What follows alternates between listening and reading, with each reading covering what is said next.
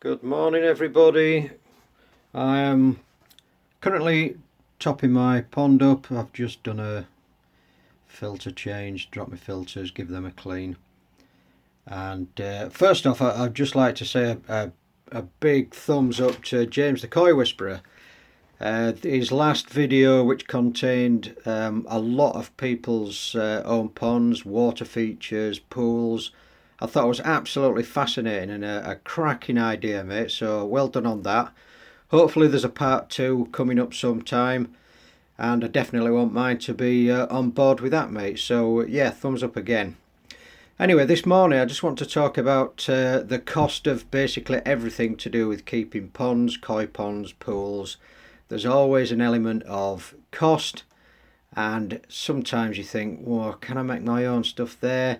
And after watching James and Decoy and Martin from Devon Koi, there's clearly a lot of clever guys out there who are willing to engineer and save. So before I joined the ambulance service, I was an electrical engineer, and I was fascinated with building and engineering and basically using things that you wouldn't normally look at and use them for just different things and just putting them together and making stuff. So what I've done, and this is by no means the finished product, I bought myself some filter wool because Martin at Devon Koi, he basically said that's the way forward for the top of your showers.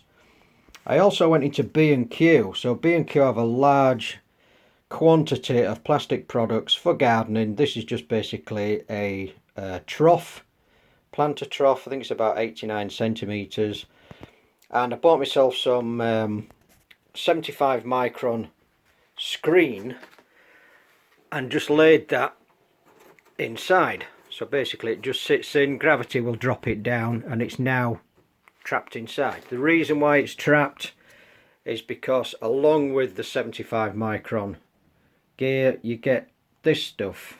Now this stuff, the profile, if it will focus, is a bit like a teardrop. This edge of the teardrop has got a fine split in it, and you've got to be a gynecologist basically to try and get everything in there and slide it on. It is very tight and it's got a very good grip.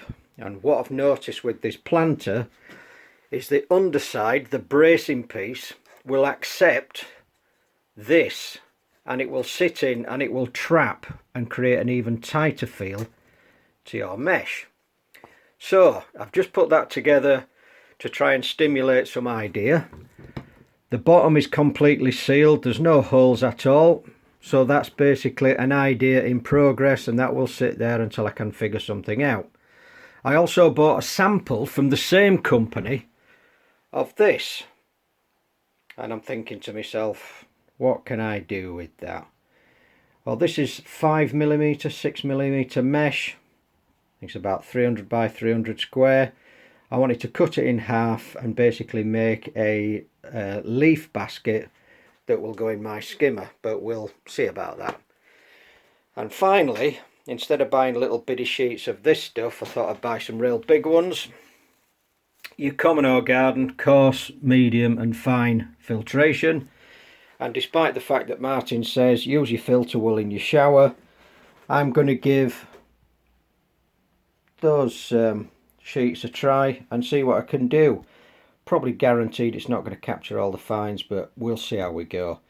But if you've got any ideas regarding that, please let me know. I haven't got all the answers, and possibly some of you have got a great idea that I can implement and get something jacked up. So thanks for watching and have a nice day.